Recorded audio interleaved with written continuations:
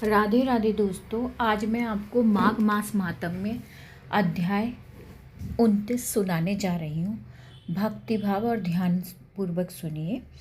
लोमश ऋषि बोले, हे ब्राह्मण, मैंने पुनीत फल वाले इतिहास आपके सामने वर्णन किए हैं। अब तेरे पुत्र और गंधर्व कन्याओं को उचित है कि वे पिशाच योनि से मुक्त होने के लिए मेरे साथ प्रयाग जाएं। वहाँ देवताओं को भी दुर्लभ माघ स्नान होगा। वहाँ स्नान करने पर ये सब इस पिशाच योनि से मुक्त होंगे। ऋषि के इन वचनों द्वारा अपनी मनोकामना पूर्ण होते देख वो जो है वे पिशाच योनि और पिशाच सहर्ष उनके साथ प्रयाग के त्रिवेणी जल में स्नान करने हेतु जाने को तैयार हो गए। ऋषि उन सबको साथ लेकर आकाश मार्ग द्वारा प्रयाग की ओर चले। वशिष्ठ जी बोले, हे दलीप, अब तुम गंगा और यमुना के महात्म्य को सुनो। आकाश मार्ग से जाते हुए लोमश ऋषि ने सबको संबोधित करते हुए कहा, तीर्थराज प्रयाग को प्रणाम करो। वैसे तो बिना ज्ञान धारण किए प्राणी भी प्रयागराज के त्रिवेणी जल में माघ स्नान करके मोक्ष को प्राप्त कर लेते हैं। इसी प्रयागराज इस क्षेत्र में ब्रह्मा जी ने षष्ठी रचना के लिए वह महान यज्ञ किया था और महान शक्ति प्राप्त की थी, जिनके द्वारा वे सृष्टि की रचना कर सके। स्वयं भगवान विष्णु ने भार्या की मनोकामना करके इस गंगा यमुना संगम के जल में स्नान किया था। तभी अमृत मंथन के समय उनको लक्ष्मी भार्या प्राप्त हुई थी। शिव ने इसी त्रिवेणी के सेवन द्वारा त्रिपुर दैत्य का वध करने की शक्ति प्राप्त की थी।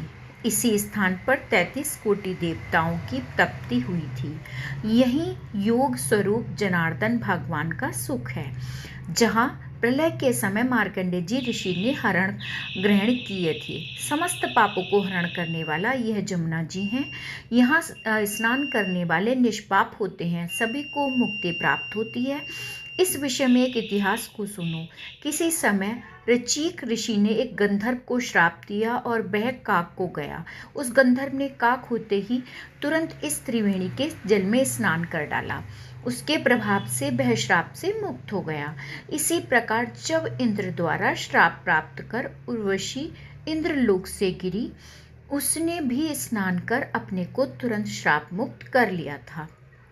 नहुष के पुत्र याप्ति ने इस त्रिवेणी स्नान के द्वारा पुत्र प्राप्त किया था। इन्होंने धन एवं पुत्रों की कामना से त्रिवेणी स्नान किया। कश्यप जी ने यहाँ तप किया। भारद्वाज ने यहीं सिद्धियां प्राप्त की। सनकादिक ऋषियों यहाँ के सेवन द्वारा महान योगी बने। जो माघ स्नान इस स्थान पर करते हैं, वे कीर्तिमान नक्षत्र बनकर प्रकाश में सदैव ज्योतिमान रहते हैं। जो जैसी कामना से यह स्नान करता है, वैसा ही फल प्राप्त होता है। इसीलिए आप अपने पापों से मुक्ति की कामना करके स्नान करो। उन्होंने पापों से मुक्त होने के लिए त्रिवेणी में स्नान किया।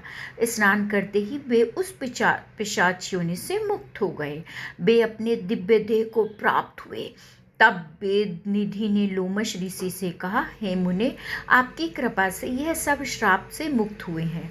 अब आप उपदेश दें। लोमश जी बोले, तुम्हारा पुत्र विद्या अध्ययन समाप्त कर चुका है, युवा है और वह कन्याएं भी इसी पर मोहित हैं, अतः इनका विवाह हो जाना चाहिए।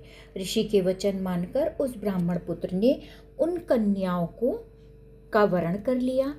उन सब ने लोमश जी को प्रणाम किया और ऋषि उन्हें आशीर्वाद देकर आश्रम चले गए। हे राजन, इस प्रकार वह ब्रह्मचारी उन 5 गंधर्व कन्याओं को साथ लेकर पिता के साथ घर चला गया।